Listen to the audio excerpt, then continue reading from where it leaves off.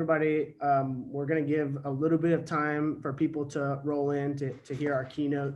I'm hopeful that we get a packed house in the virtual realm here. So we'll give a couple minutes. Or not a couple minutes, maybe give 45 seconds. The virtual door, Dean McKeith, is actually much grander than, say, for instance, the doors of auditoriums where they have to kind of neck down to get inside the space. Very true. Fast arrival. And I know some people are coming over from the last session, so hopefully they will find their way here.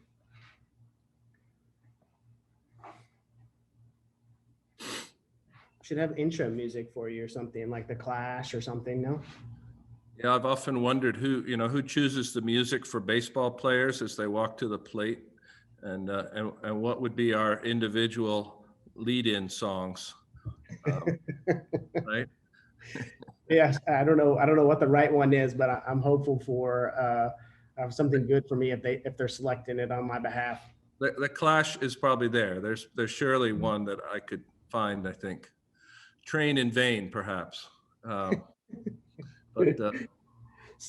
So the numbers are slowly growing here. Hopefully we can get a crowd built up. But I am going to start with some basic things.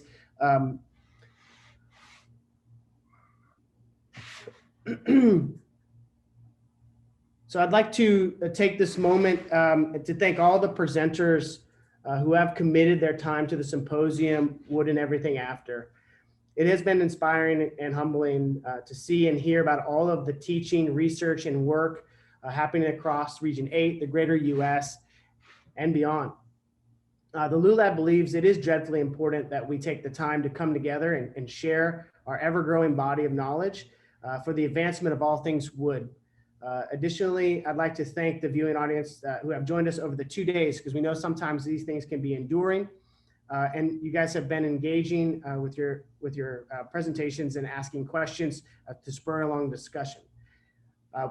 What's been also great about this symposium is that we've been able to have people join us from all over, potentially one good thing that's fallen out of this pandemic. So that's been very exciting for us, is to build much longer bridges within the context of our thoughts on wood. I think there's also something very important that has to be noted here, is that events like this do not happen without the help of a lot of behind the scenes people. And with that, I'd like to extend a very special thanks to the great group that we have here working in the LULAB, Megan Barrett, Madison Seat, Shane Jazowski, Reed Nor, and of course, Shauna Meyer, who has been doing some moderation and introductions this over the last 2 days. Without these people, there is no way that we could function. And with that, our work will continue on, and we're very excited for that. We have also to thank, and this is something very important, and I'm sure Dean McKeith will also be saying this along the way, we are grateful for the support of the U.S. Forestry Service. The U.S. Forestry Service and their programs that are helping support financially the development of wood thinking, that put together stuff like this has been monumental in keeping this conversation active and consistent. And without that support, I think we would see some of these types of things dry up in front of us.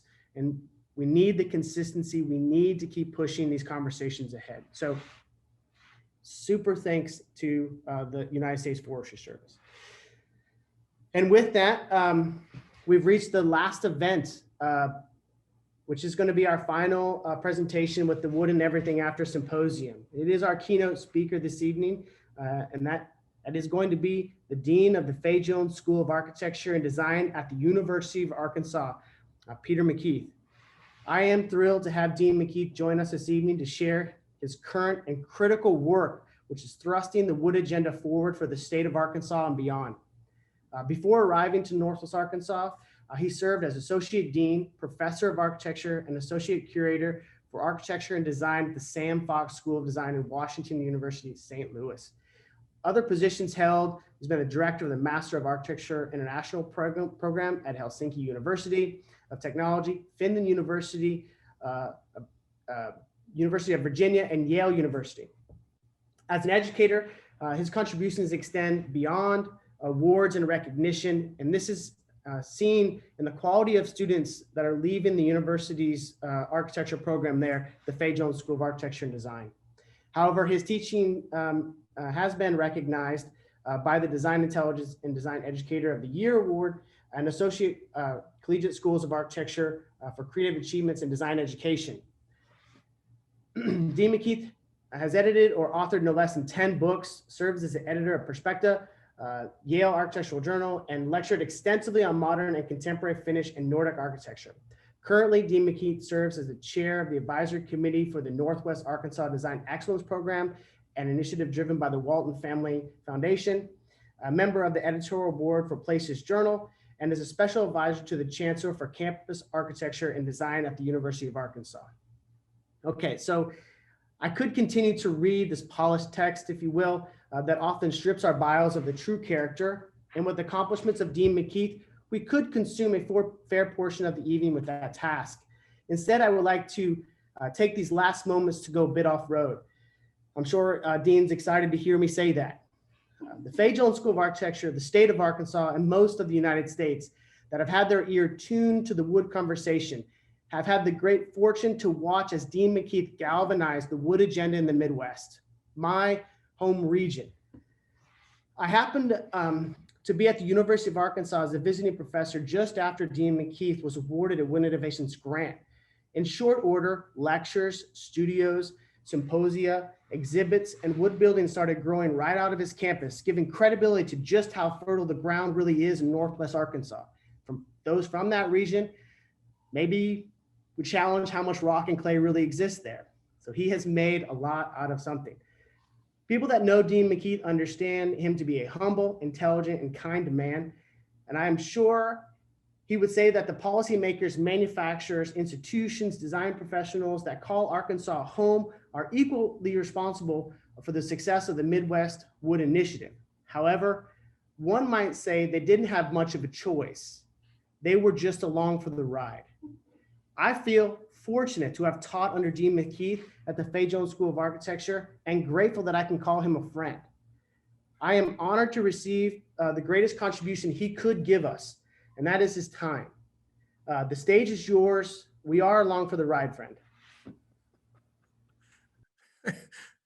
Thank you. Thank you, Chris.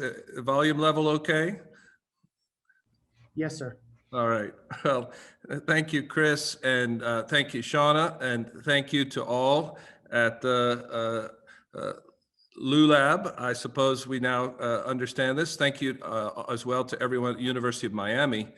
And as Chris has also said, thanks more generally to your partners in this conference who have, of course, partnered with so many others, I'm sure listening in and elsewhere across the country. Certainly the U.S. Forest Service, everyone in the Wood Innovations Grant Program, but also our friends at the U.S. Endowment for Forestry and Communities, Woodworks, and so many others.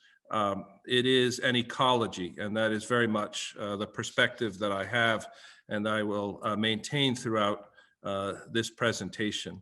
I'm very privileged to be invited and in essence propose to give a sense of what we have been working on here in Arkansas for some time, and then hopefully to have some discussion in the time remaining. But let's begin. Perhaps it's best to begin, as we usually do in education, with a question that I've been posing to our faculty, our students, our alumni, our larger community, our university, and many, many people across our state. What does it mean to be a land-grant public university and a school of architecture and design in a state that is almost 60% covered in forest? To put it another way, several years ago during a workshop organized for leaders in architecture and design, both practitioners and educators, the participants attending were asked at the outset to draw or diagram their understandings of leadership as a means of introduction and as a prompt for further discussion. I drew an image of a forest. Throughout my life, across the years, across geographies, I have walked in forests, in the fir forests of the Pacific Northwest, in the aspens of the lower Rockies, in the sloped forests of the Blue Ridge and the Appalachians, in the birch forests of Finland, and in the deep spruce forests of Slovenia and Austria. And now I walk in the oak, hickory, and pine forests of Arkansas.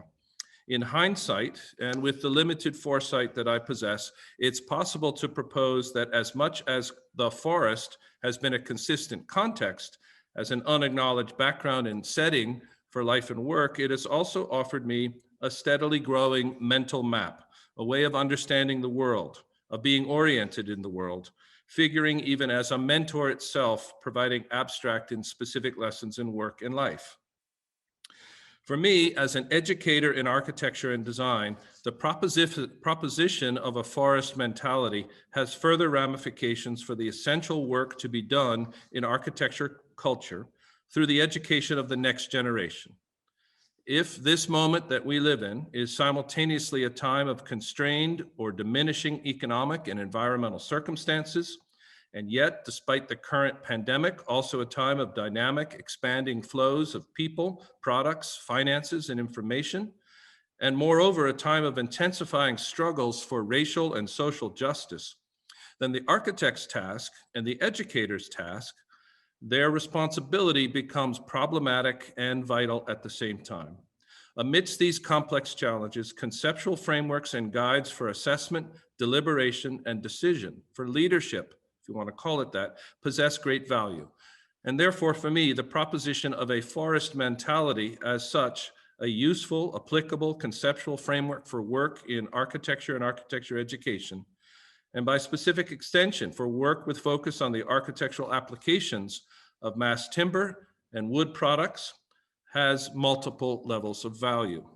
This has been the framework that I have really worked towards and worked within.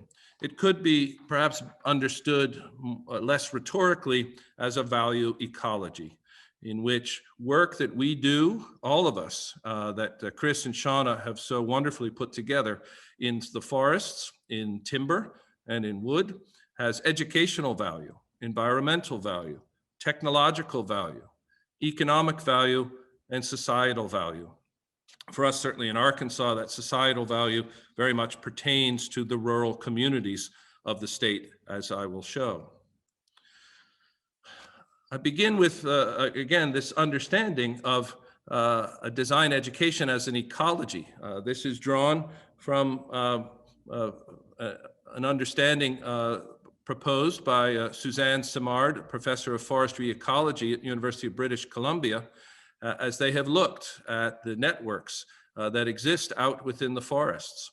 And the idea here, as it is said, is that an old growth forest is neither an assemblage of stoic organisms tolerating one another's presence, nor a merciless battle. It's a vast, intricate, and ancient society.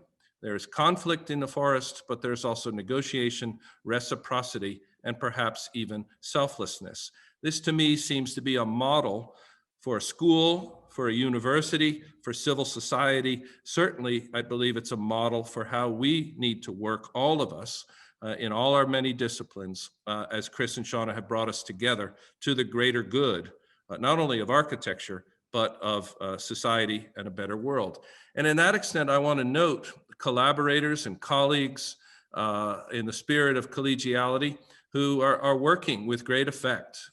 What we do in Arkansas has been inspired by and has been supported by many of the institutions noted here, East Coast, West Coast, in the United States and in Canada, and certainly there are many partners overseas as well. This is a collaborative, interdisciplinary enterprise, and at the outset, I want to note that we are living within what I call a laminate approach to design education, one that we in Arkansas are working closely with the same partners that Chris and Shauna are in this conference in order to continue to understand how all of us in architecture and design education can really work to further multiple agendas through the medium, let's say, material medium of forest, timber, and wood.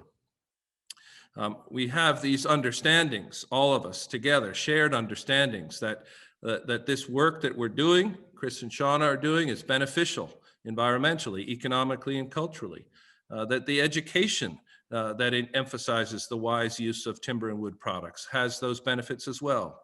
And that cooperation and collaboration in advancing this work across a multitude of actors and stakeholders is also beneficial and appropriate to understanding this work as rooted in the example of the forest ecology itself. Again, a value ecology, one that is very much in line, I believe, with the professional practice and certainly our overall ethical responsibilities to the health, safety, and welfare of society in general. Now, the story that I tell is not just the story of Arkansas. It is a story that has, in some sense, or takes its cues in some sense from the American story as described, for instance, by Eric Rudkoff, who's now teaching there in Florida, and hopefully who Chris and Shauna have been in contact with. Eric, in his book, American Canopy, Trees, Forests in the Making of a Nation, begins with essentially defining the United States as a forest nation. In which the story of the forest of the North American continent is uniquely American. Nowhere else, he says, has the culture been so intimately associated with wood. It's no surprise that trees would shape America more than other nations. Forests once covered more than half of the contiguous states, and the diverse geography across the country gives America ideal soil for almost any type of tree. Most importantly, Eric goes on to really define the forest as one of the great drivers of national development and belonging in a conversation with so much that continues to preoccupy us today: the endless frontier, immigration, democracy, religion, slavery and its legacy, the struggle for labor rights, the expansion of civil rights, free market and state capitalism, to name a few. This is heady territory, but it is, of course, from my point of view as an educator, one that we must walk into as architects and as citizens both. And in a way, the forest is the correct context by which to understand who we are and why we do what we do. Now, if we look at the United States, we see even now the expanse of forest coverage, which in a sense knows no boundaries, recognizes no state borders or even county borders. And so we can grasp the entirety of this nation, as so many other nations can be understood as forest nations. But we can also look at this in much more specific ways. Arkansas, as I've said, almost 60% covered in forest, but across the Southeast itself, Florida as well, the Northeast as well as the Northwest. These are significant forest coverages of our states, and in my view, really obligate us to look as architects and as educators as to how we can best work within this context to the benefit of the societies within which we reside. For me, being at a land-grant university, the mission is very clear. It is always within a land-grant public university a mission to serve the people of the state. And that is something that I gain very much through continued discussion with our provost and our chancellor. But it is one in which that land-grant orientation, it really compels us to work more vigorously to uphold our community-focused missions through teaching, research, and service-oriented activities. The challenge for us in architecture and design education is how to utilize architecture and design as a catalyst for teaching, research, and service-oriented activities, again, to the benefit of the citizens of the state. Arkansas, the University of Arkansas, situated in the northwest quadrant of the state, in the uplands, so to speak, the Boston Mountains, the Ozark Plateau, predominantly up here hardwood forests, but not exclusively. We can understand ourselves as essentially a forested context for the university itself. However, it's fair to say that there are some other preconceptions about the state of Arkansas, some other stereotypes perhaps. Some would have called this Arkansas as the state of Bill and 1 billion chickens. Others might say that it is home to a variety of religious faiths, a variety of other ideologies, but also it could be said to a very strong tradition of vernacular architecture, a material culture of wood altogether. It is, of course, also a state of a rural economy in which predominantly the stereotype is an economy of soybean, rice, and cotton. And yes, Walmart, Tyson Foods, J.B. Hunt, and other Fortune 500 companies. But there are these aspects which are certainly there. But I come back to the idea still that this is a forest state and a forest-based economy, and one in which the Fay Jones School of Architecture and Design must be active and must be engaged and must recognize its responsibilities. So I have asked this question to our school and to our university: what can be our work as a school in such a state? What must be our responsibilities to the conditions of the state? How can we work through architecture and design, not just in the interest of aesthetic excellence, but in an ethical way towards, again, the betterment of society? We have a fantastic school. I believe that very much, and I'm sure any dean listening in would say the same about their school. But we certainly have that school. We have a school which is already reaching beyond its core disciplines, in our case of architecture, landscape architecture, and interior design, and really seeking to understand itself and its responsibilities in a state with vital cultural heritage, in a state with real issues of community sustainability, in a state with municipalities facing actually unprecedented high growth and therefore in need of housing, and certainly a state with critical healthcare, aging, and wellness issues.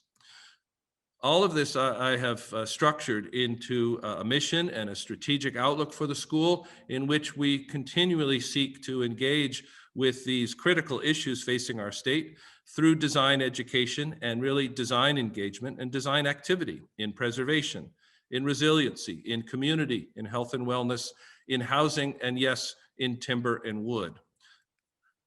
This was what returns me again to this fundamental question that we have explored and expanded on over the last 6 years in particular. What does it mean?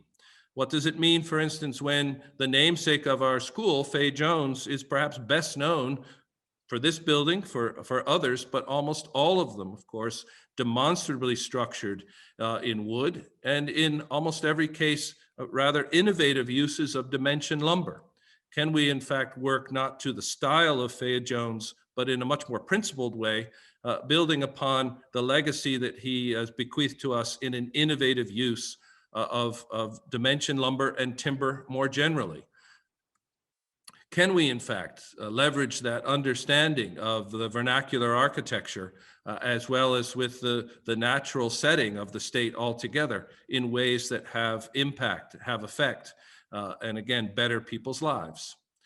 Can we, in fact, make use of the legacy of Edward Durrell Stone, who was not educated here at the university, actually at a certain school in Cambridge, Massachusetts, but in fact, born in Fayetteville, came back to Fayetteville, built buildings here in Fayetteville, and worked very closely with people here in Fayetteville to leverage the hardwood farm implement production facility owned by the Fulbright family, and convert that facility in the years after the Second World War into a furniture design and production facility. Here, an example of that furniture produced, which is available still out on the market and gaining in value. But it in and of itself is a demonstration of an innovative approach to working with wood, working with local resources and local labor.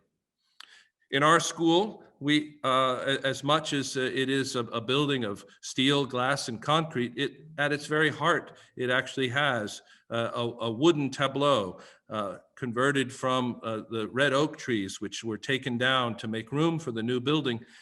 Here too, this has become, in a sense, a signal for the possibilities of wood and working in wood to our students that they encounter on a daily basis. So we have the ability to work as well as, I think, the obligation and even the example of work that can be achieved in wood altogether. And like many schools of architecture and design, fabrication, working with our hands, understanding how things are made, understanding the value of working with materials is very much at the heart of what we do. I don't claim to be particularly different in this case. I just say that this is an aspect of the school's educational approach that we also want to work with. So we have this dialogue between the university, the school, and the larger environment and the larger forest environment of the state, which we have now begun to understand as our true responsibility and our true context within which we work. Having understood that, it's been our work from the school to propose this understanding to larger and larger groups. Industry, certainly, government, very much, private as well as public entities. And to really propose that Arkansas is a forest state, a sustainable state, and one in which simultaneously we can address both issues of environmental health as well as economic development, were we to catalyze the design innovation of the university and apply it to an entire set of industries and manufacturing facilities and other contexts. Tall wood buildings, dense and healthy cities, managed forests, lumber milling, engineered wood products, jobs, jobs, and jobs, which makes a great deal of sense, you can imagine, within a state of Republican governance in which employment is a critical issue, very much, especially in the rural communities with, that are situated very much within the Arkansas forests. We are a state of 19 million acres. Again, those of you in the Southeast can have your own acreage figures, but this is significant. And of course, as an economic presence in the state, it is an extraordinary resource, one that is well managed, one that in which the forest owners, predominantly private timberland owners, feel an immense obligation to the health of their forests. This is not an extractive economy at all. It is a regenerative economy because it is in the best interests of the timberland owners to think and work and manage their forests in this way. Our forests and our timber industries are a strong presence in the state's economy, upwards of 6.3 billion and even larger since when this slide was made. And yet predominantly that economy, the forest economy, is rooted in pulp products, paper products, and sawn lumber products. There has been very little investment and very little understanding of what value could be brought to the state were we to invest in processed or engineered timber products. And yet it's in fact absolutely necessary to think in this way because currently in our state, as it is also occurring across the Southeast, there is a surplus condition, more than 15 million tons excess biomass last year alone. We are simply growing more than we can harvest in any given year. This has real consequences in terms of the state's environmental health as well as the state's economic health. And it's therefore into that space that we as a school, working with our colleagues at the University of Arkansas School of Forestry and Natural Resources, have begun to walk into and indicate that there are ways in which we can work that would benefit the state overall. We've benefited in this effort by good relationships with Governor Hutchinson, as well as with Congressman Westerman, who is the only forester in the House of Congress. And they have become not only supporters of what we are doing as a school, but in fact advocates for what we are doing for our school in provision of financial resources and a great deal of support statewide and into Washington, D.C. itself. Here, our development potential is key to an understanding of why we believe we've been able to leverage this as both a political and economic, even cultural issue. All of the conditions here, I think I have their analogs across the Southeast states, certainly in terms of our ranking, in terms of the estimate of increased value-added processing and what that might give to the state, and also in terms of the resources we have, water transportation, for instance.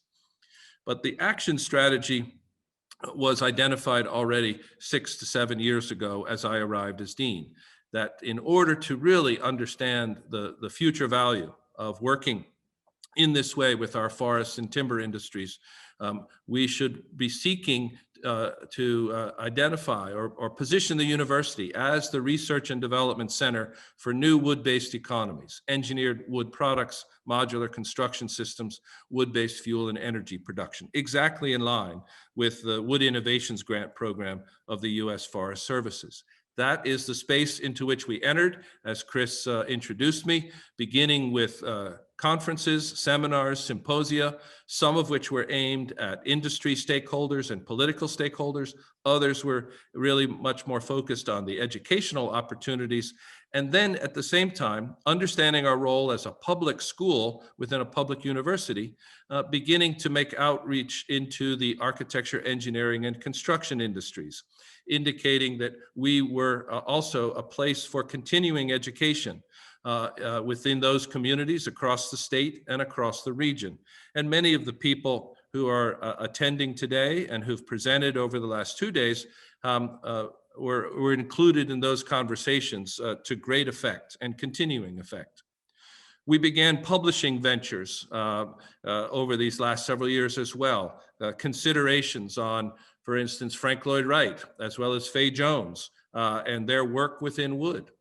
Considerations more conceptually about the presence of wood and its cultural meaning, and the documentation of projects across North America that were beginning to demonstrate the vitality of working with not only mass timber, but with a multitude of wood products in more contemporary ways. With our first Wood Innovations Grant, we undertook a more comprehensive survey of the forest resources of the state. This is with architecture, landscape architecture, and interior design students, many of whom were born and raised in Arkansas, but had never quite understood the state as a state of forests, and were surprised to learn the many effects and the multiple presences that the forests have and have had in their lives. And we looked at any number of opportunities as well as missed opportunities that were present in the state, and began to identify areas in which we could work through architecture and design to the greater benefit of a student's education, but very much to the greater benefit of the state. One, I think, essentially important understanding that emerged from this type of research was not just about the manufacturing possibilities or the economic opportunities, but in this case, the mapping of the presence of the forest in particular areas relative to the presence of manufacturing or production facilities, sawmills, as well as paper mills and other facilities, and mapping that onto the demographics of those particular areas. And there is evidence here that would indicate that where there is forest, where there are rural communities centered around sawmilling and logging operations, there is a high percentage of African American and Latino inhabitants, and there is a high presence of poverty. And here too, we believe there's work that can be done in architecture and design to begin to connect with those communities and assist those communities in their quality of life. We've looked across the range of teaching methodologies and to open our students' minds, hearts to the potentials of the forests through a variety of documentation methods. We were already working in the housing space already, but have begun and are now very much beginning to work actively in the prototypical housing space and manufactured housing space. We have looked very much at how one could work with cross-laminated timber panels, certainly, but not so much as a planar material, only suitable for orthogonal use, but actually as a more volumetric material and how this could be utilized. We have looked at, for instance, at the presence of reforestation in our small towns as well as in our larger cities. And we have also looked at what might be possible if we were to timberize every single one of the 19 to 20 standard building types that make up most American cities, from a bus stop all the way to a hotel. This is where the conversion has occurred in terms of faculty perception of the value of working in this way, as well as the student perception of the value of working this way. It has become quite comprehensive for us to really see ourselves as a school of forest, timber, and wood conception. And we've even gone so far as to look at new ways of working with wood, wood dust, wood paste, 3D printers, milling operations, and so forth, to good effect as well, indicating to larger and larger audiences that the future of wood can very much be understood through the education a student receives at the University of Arkansas. And our faculty, faculty arriving to the school have certainly begun to grasp this very much. This is a project here undertaken by the faculty partnership of Jessica Colangelo and Charles Sharpless, a practice collectively known as Somewhere Studio. They won a competition for a children's playground on the northern tip of Roosevelt Island in New York City. This was installed 2 summers ago, has now returned to Fayetteville, is now at the Amazium Museum in Northwest Arkansas, but a very innovative approach to using the cast-off panels arriving with CLT shipments into the United States in a more recycled way for a playground construction. This is an impressive project in and of itself, in which many of our students were engaged, as well as many of our fabrication workshop staff as well. And all of this has led us to understand that we can move beyond the strict disciplines of architecture, landscape architecture, and interior design into consideration and implementation of a Master of Design program with a concentration in integrated wood design, so that we can take this to the next level of education and truly prepare students to ultimately enter into the profession on the basis of a very focused understanding of applied research in timber and wood. All of this to say is that in an age in which education is necessarily must be collaborative and interdisciplinary, that working in this through this forest mentality, working with focus on the Arkansas forests, timber industries, and wood product industries, has allowed us to approach multiple interlocking agendas and programs, very much in line with the need to work on climate change, the need to work on public space, the need to work on health and wellness issues, on resiliency issues, certainly to work with understanding deeper and deeper of materials, where they come from, how they are shaped, manufactured, and assembled, and also to work very much with an attentiveness to the need for decarbonizing world, or at least a carbon neutral world. And as I have said repeatedly throughout this, very much in the cause of housing itself. This then is the dialogue, or let's say actually the production, the outcomes of this dialogue between the university and the forest state within which it is situated. Another level of realization of this, beyond the education occurring within the school in its many ways, has been, in fact, in the actual design and construction of buildings, of structures out in the world, as demonstration, as evidence that there is value to be thinking and working in this way. For us as a school and as a university, it began with this small structure in Garvin Woodland Gardens, a 210-acre woodland preserve in central Arkansas that is actually part of the Fay Jones School.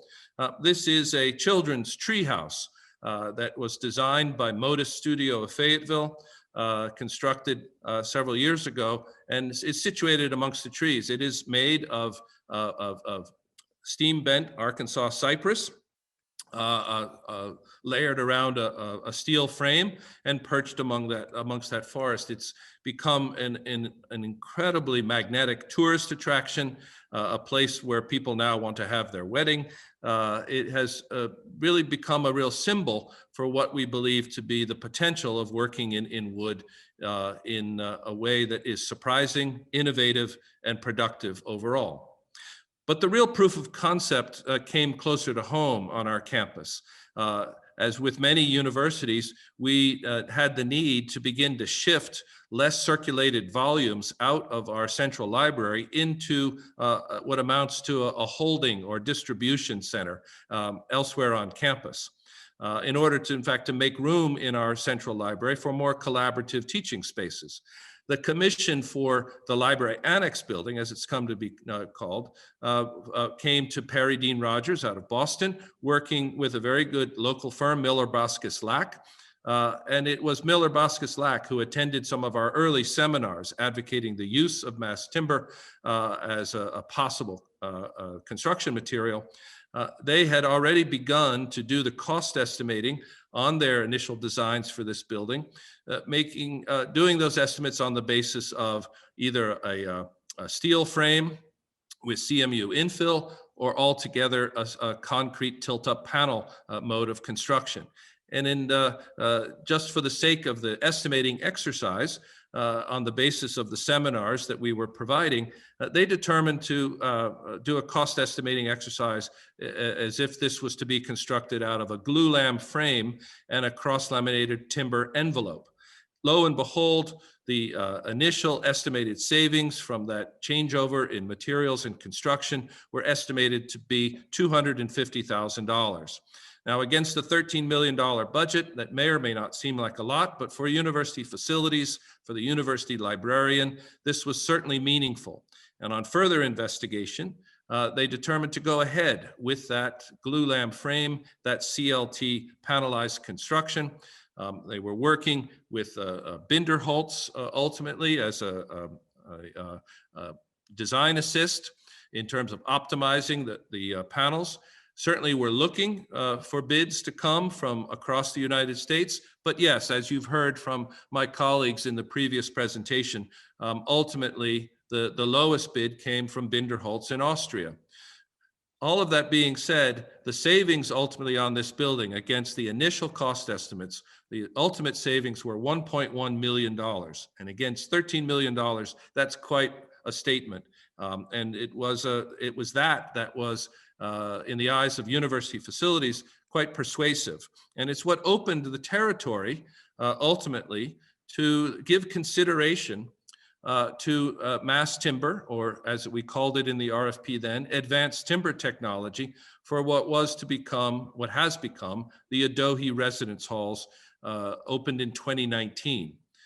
This was very much intended from the start to be an innovative community of the creatives on campus, architects, artists, creative writers, and so forth, all to be housed in a living learning community.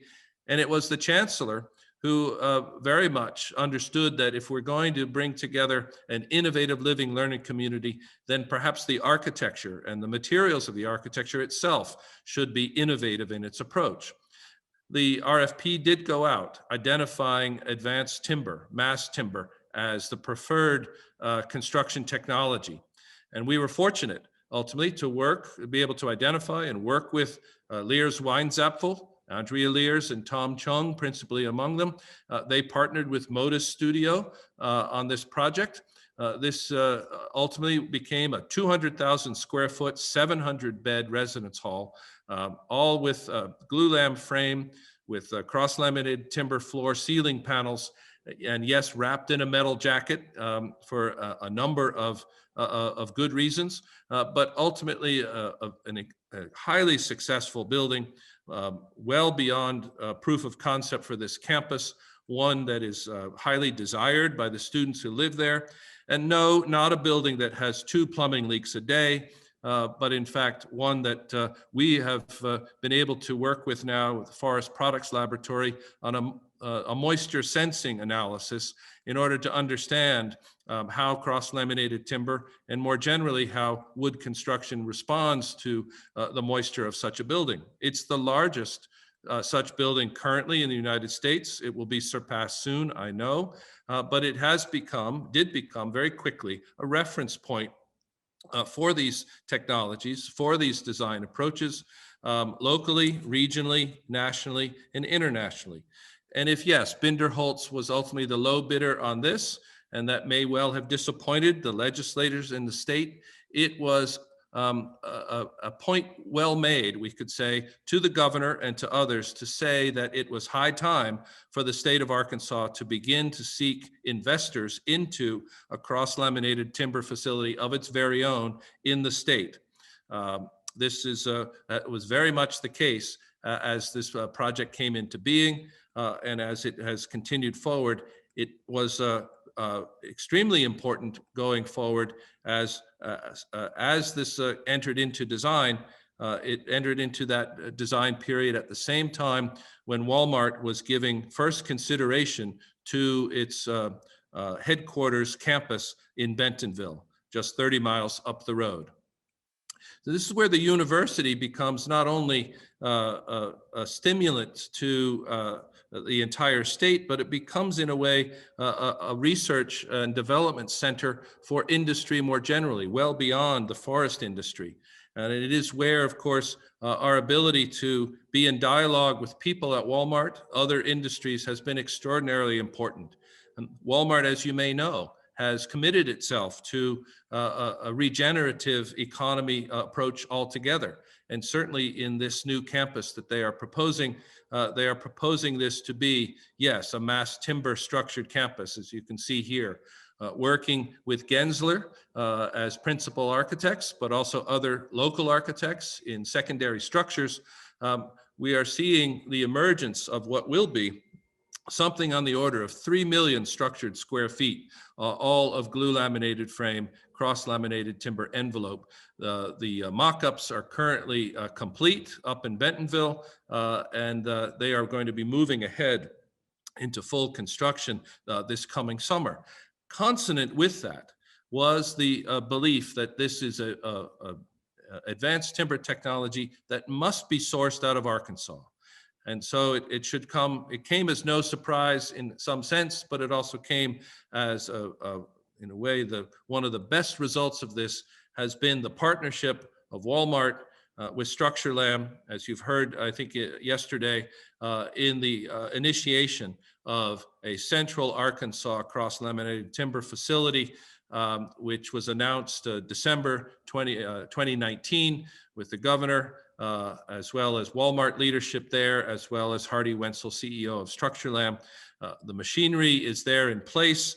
Test panels are being prepared, and the absolute necessity is to begin sending code-certified panels to the Bentonville construction site at the end of this coming summer.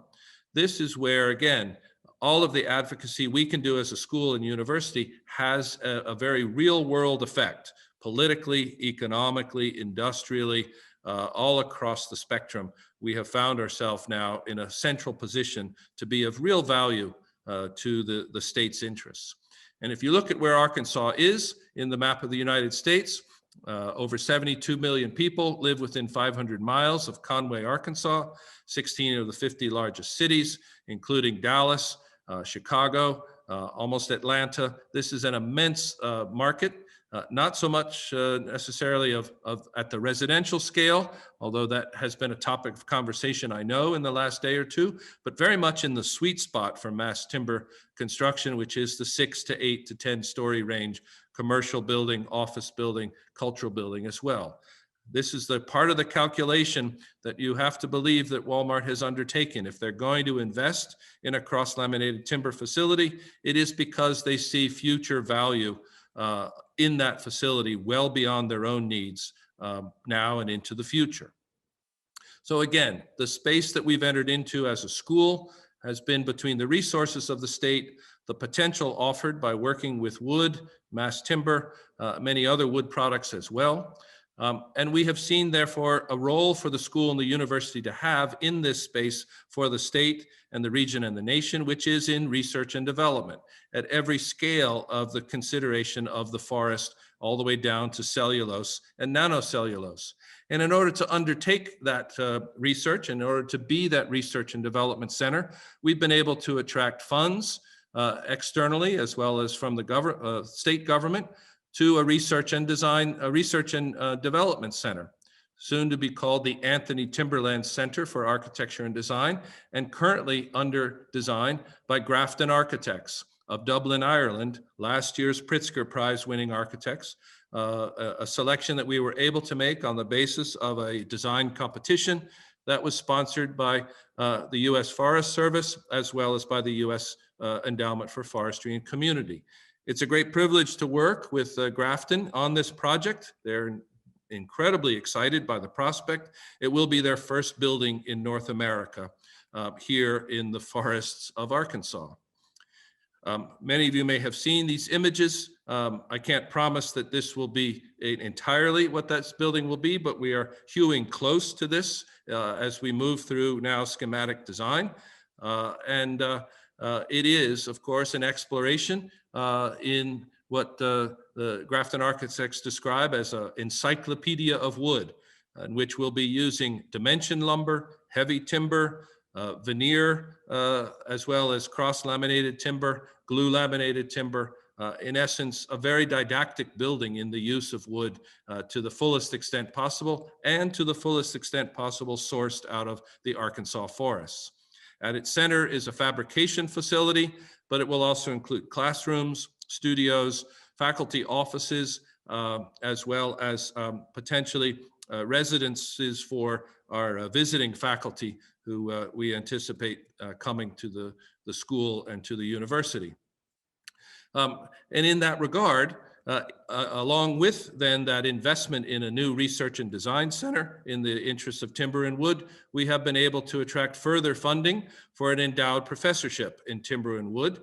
And the first two holders of this on a semester by semester basis are last fall, Thomas Robinson and his practice Lever Architecture from Portland, and this spring, Andrew Waugh and his practice of Waugh Thistleton Architects in London, England. This is, again, the potential now that we are realizing through this focus on timber and wood is essentially to bring the world's best architects to Arkansas to instruct our students, inspire our faculty, and really lead our efforts in further research and design. And I look forward to providing more reports as this progresses. But we are already progressing from our own faculty with further work in research and development and returning to these issues of housing and racial and social justice. We're undertaking this semester as well, a spring seminar funded by a grant from the Weyerhaeuser Foundation, a seminar led by our head of architecture, John Folan, entitled A Just Home for the Arkansas Timberlands.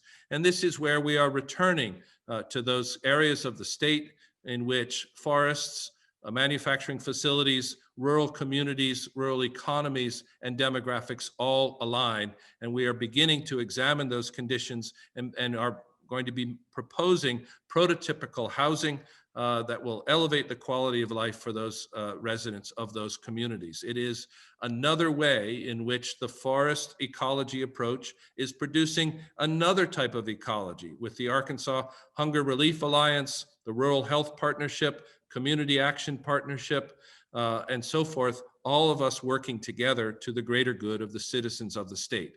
I just show you a quick outtake of the county by county analysis that we're undertaking that's ultimately going to lead us towards prototypical housing proposals for those counties. And then closer in a way home, returning back to Garvin Gardens, we have yet another project that we're undertaking as a design build project, the Ross and Mary Whipple Family Forest Education Center, in which we will be able, through a student-designed, student-built 5,000 square foot facility, be able to demonstrate to those visitors to Central Arkansas the virtues and values of Arkansas forests, of stewardship of the forests, and the future of the forests through a really wonderful investment made by the Whipple family into the students of our school. I just show you some of the development that's being undertaken by our students as this project progresses. It is, in essence, a way of beginning and even ending a student's education in Arkansas, in architecture, landscape architecture, and interior design, beginning and ending within that forest mentality, within that concept of leadership, we'll say, as well as the concept of an overall responsible ecological approach to design. The last thing I'll mention, and I'm not alone in being able to do this, because Chuck Lavelle and his PBS production team at America's Forests have worked across the country, but we are now working very closely with Chuck and the PBS team on an episode of America's Forests devoted towards Arkansas's forests, and we look forward to that forthcoming early next year. All of this, in sum, returns me back to this question. Again, a beginning question as well as a concluding question. What does it mean to be a land-grant public university and a school of architecture and design in a state that's 60% forest? I'm quite sure this is the question that Chris and Shauna ask relative to conditions in Florida, that Andrew Freer and his colleagues at Auburn ask in Alabama, that Jake Gines asks at Mississippi State, that Pat Layton and her colleagues at Clemson ask relative to South Carolina, and on and on. This is preoccupying, it is productive, it is inspiring, and it is one that really commands attention in our legislatures as well as in the industrial industry offices within which we must increasingly be active actors. I return back to this understanding of the value ecology emerging from forests, timber, and wood in their consideration. For me, this is a fundamental proposition in architecture education, and maybe in education more generally. I think we are best positioned as architects, as landscape architects, as interior designers, urban designers, by positioning ourselves in this space and in this way of thinking. And it's in that spirit that I conclude my remarks tonight. Thank you for your time, and look forward to further discussion as we go forward. Thank you, Chris and Shauna, for this opportunity, and I'll look forward to discussion now. Wonderful cross-section of everything that you're doing. It's incredible to see it all, as always, to see the things that are continuing to build. Most importantly, I'm glad that we got to the bottom of the plumbing question. And from that perspective, I think we can really walk away from the symposium knowing that we've solved some real big questions for Arkansas. Now, I think one of the things that, from my perspective, since we're coming from Florida, which is very important, I think from the outsider perspective on how we look at some other regions, how they're working on the wood question, the wood initiative. It's clear Florida is struggling to grasp what they can or should be doing with the timber that's in the state. There are groups that are working on it. They're trying to do things with it.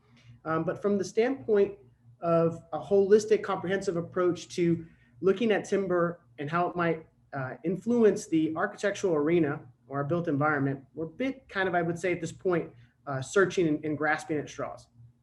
You guys in Arkansas have really blazed the trail forward, and it's why it's so exciting to have you here today. One of the things that is coming out of this kind of Arkansas question, which I think from the standpoint of Florida that we might share similarities in, is there is a pretty big misconception about who's in the state and who could be contributing towards the development of this agenda. You guys have Walmart, J.B. Hunt, Tyson. These are big, big names, and they're global players in a lot of things that are going on outside of just timber. Now they are invited into this conversation to influence, to help, to support, to give their resources and knowledge to build their state's capacity.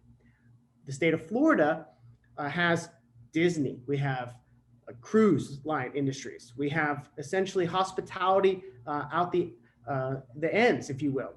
I think we share the similarity. I would like to hear just a little bit more about how there's been kind of an embracing moment from you as a leader in the state to bring in some of these entities that might not have been thought of as real contributors to the conversation, and how you've allowed them a platform to be better at contributing back to that natural environment of the woods that does make up Arkansas. Well, it's been a very organic process. I can't say there's been a logic and a systematic approach, maybe more so now than there was 5 years ago.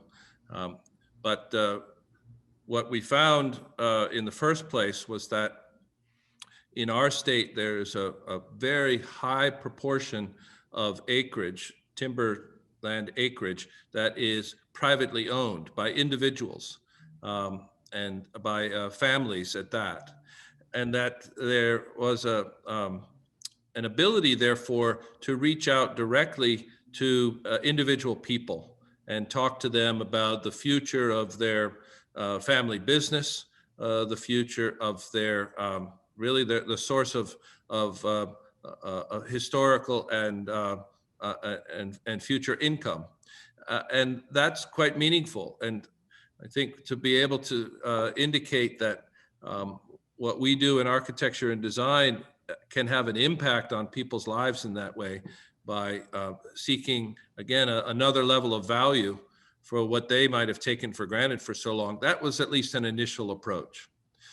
The second level approach has then come about through the more obvious industry contacts in architecture, engineering, and contracting.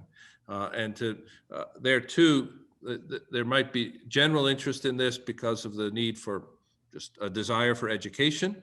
But ultimately, every architect that we've spoken with, every contractor we've spoken with, every engineer that we've spoken with has at least seen this form of knowledge or the education that we've offered as an additional tool in the toolkit or another color on their palette, and that would make them much more, give them, again, a greater value in the marketplace. This is also what we say to students as well. But the real effect that's occurring now is is well beyond, you could say, the cross-laminated timber manufacturer or the glue lam manufacturer. It's actually in the related secondary or tertiary industries, the people who make steel connectors, the people who work with glass curtain wall instruction. They are all in a way seeing that there can be value, even at the scale at which they're working, to reconceive their production lines and really begin to develop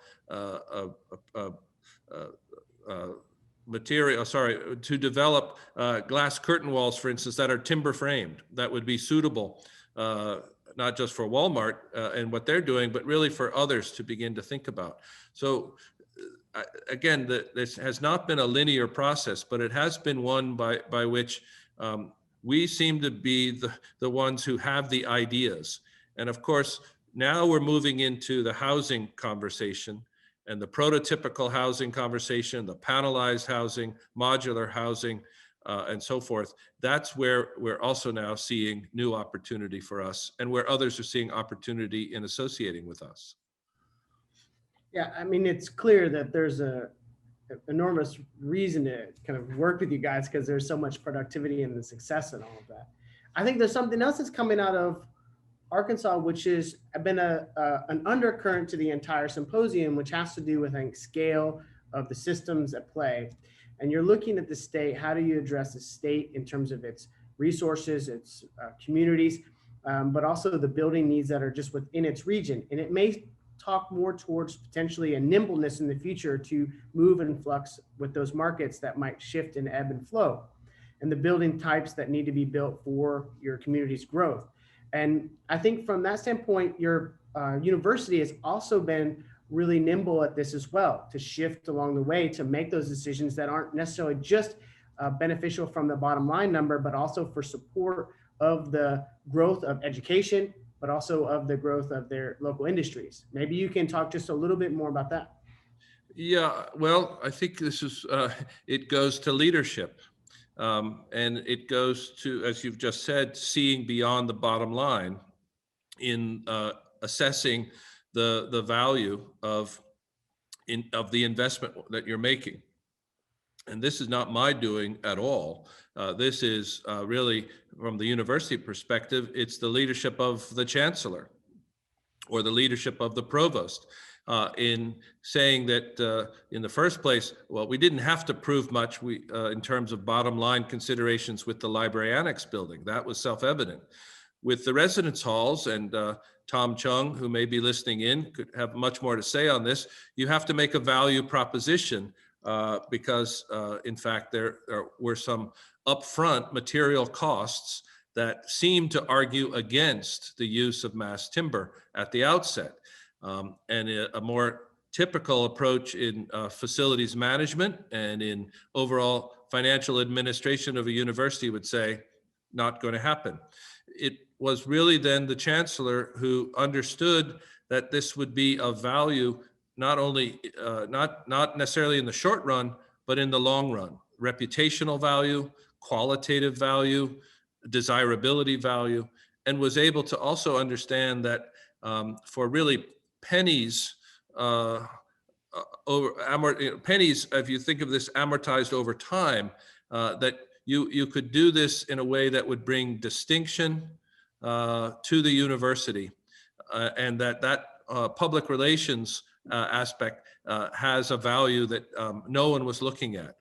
And so this is where leadership and seeing beyond even one's own duration as a leader is vital, which is where I say that as architects, we are always, and as educators, we are always advocates. We are always educating our clients or our patrons or our colleagues or our leadership. In this case, it was very important to undertake that early on with our chancellor and others in the leadership team of the university. And this is what then led us to see these as true value propositions that would benefit the university.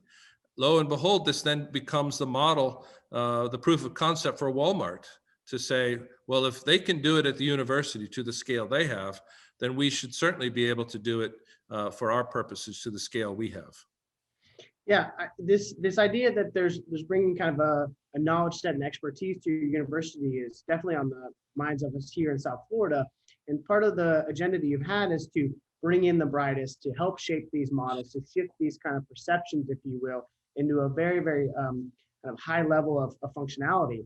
And if there's a question from the audience that I think might actually tie into this, and it's, what do you think the implication is to the architectural profession, if any, that the Pritzker Prize winner, the most esteemed award for our profession, is currently designing and building a mass timber building on your campus? I would actually say, and because this is my home region, I would say it's flyover country, right? It's almost cast away as thought of as not productive to highbrow, mentalities or kind of leading edge things. And I think it's a great question for you to be able to take this moment and put us back on the map, sir. Well,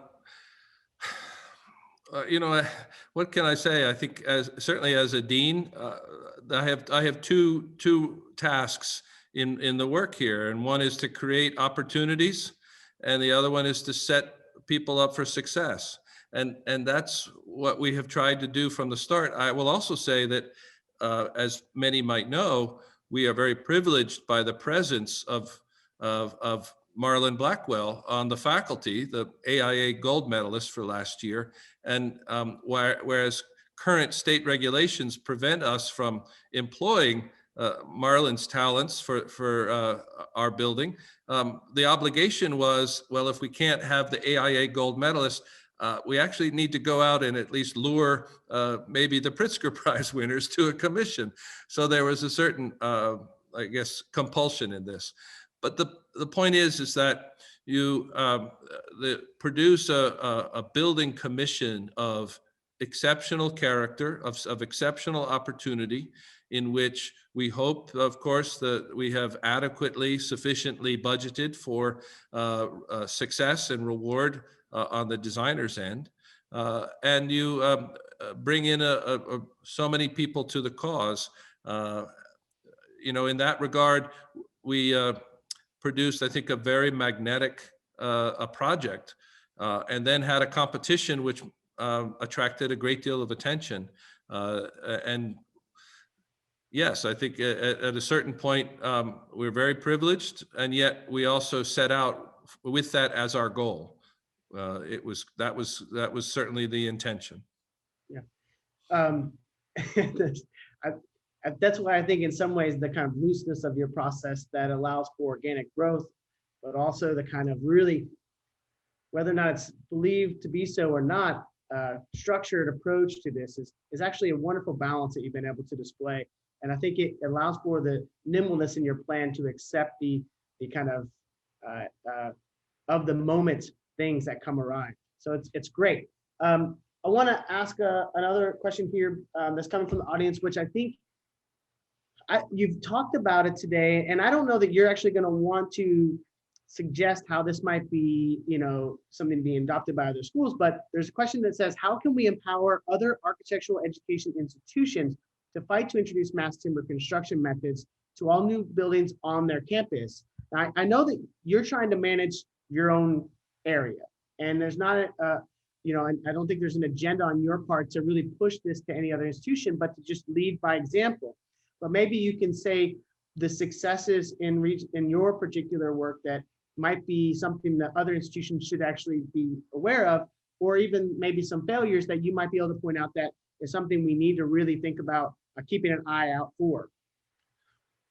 Well, I might come back to the idea of education. Not only is it about educating and being in a stance of advocacy with your university leadership, it's also being in being committed to working with and educating the university facilities, however it's structured or whatever title it might have in the university, at least to open up that door as a possibility. I mean, there is an adage which predates all of this, which says, in order for a campus to truly believe, for instance, in so-called modern architecture, it needs to actually have at least one successful example of modern architecture on campus, rather than defaulting to certain conventions stylistically or in construction quality. I think this is very much the same now with mass timber. In order for there to be a coming predisposition towards working through in timber and wood on campus, you need to have one successful building, and it might be more of a an industrial building or way off campus building or something quite much smaller, but in which it becomes, as I say, the proof of concept.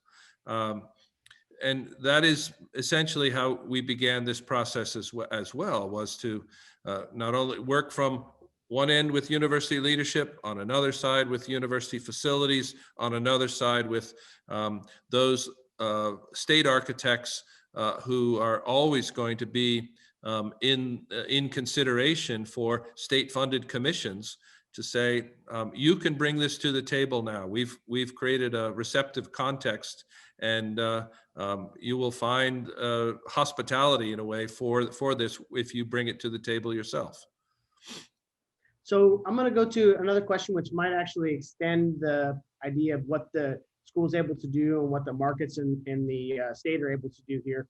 And that's from a question from Pamela Cabrera. And it says, if there is a surplus of biomass production, have you looked into carbon offset markets and in order to keep the focused area of your work on the carbon sequestration, if you will? I don't know if this is actually something you guys are working on right now, but maybe you can talk to how that might be playing into the plan. Yeah, well, we're getting there, but I will say this, 15 million tons or more of excess biomass, one cross-laminated timber plant is going to barely make a dent in that in terms of reduction of that surplus. 100 cross-laminated timber plants might make a dent. So this is not necessarily the ambition is to equal or value-added production in terms of addressing the total surplus that we have. Surplus is opportunity at the least.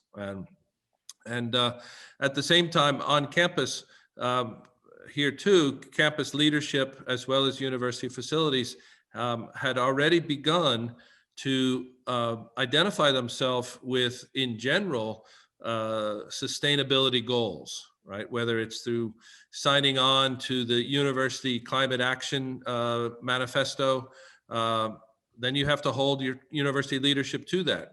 Or it's through understanding the, how much do you really want to be working with fossil fuels at this point, given student understandings of that. I mean, there's a range of considerations that were already underway. And so for us, it is a work in progress. We're beginning to look at becoming more and more of a self-sufficient energy campus. We're beginning to be more and more of a renewable energy centered campus in terms of wind and solar purchase. And we are also purchasing some carbon offsets at the same time. So this too has to do, again, with campus leadership and seeing the value for this, which may not be entirely the financial value. Yeah. We're at time here, and I have one more question I want to ask you, and it's something that came up with your presentation, and it has to do with the social concerns for how this agenda for wood can be a larger, pull from the forest. And what we're seemingly putting out there is that this is going to put an enormous amount of demand on the rural population. In what we have seen across the Southeast, and I think Andrew talked about it today, you've talked about it today, Kiel talked about it. I mean, some other people have brought this up. Alan, last night in our keynote, had brought this up. There is a bit of a displacement issue happening here, in which we are putting a lot of pressure on the rural communities and often impoverished areas to help support and kind of be the backbone for the ability to get this wood out of the forest, put it on trucks, put it into the mills, get it into a shape in which we can start to use it. And I'm wondering, do you have any thoughts as we move out of this symposium and back into our normal kind of working days that might help us understand how you're approaching that in Northwest Arkansas for your particular state? Yeah, well, yes. I mean, I have thoughts. I don't have decisions in a way. I think the first decision is in this particular area is if you are going to act in this area of racial and social justice, you have to commit to being there. You can't show up one day or for one project or even think of it as research, right? This is really an exercise in commitment and in recognizing the need for dignity and for elevated aspirations. And so, we are working very deliberately, hopefully thoughtfully, with great attentiveness to the communities within which we are with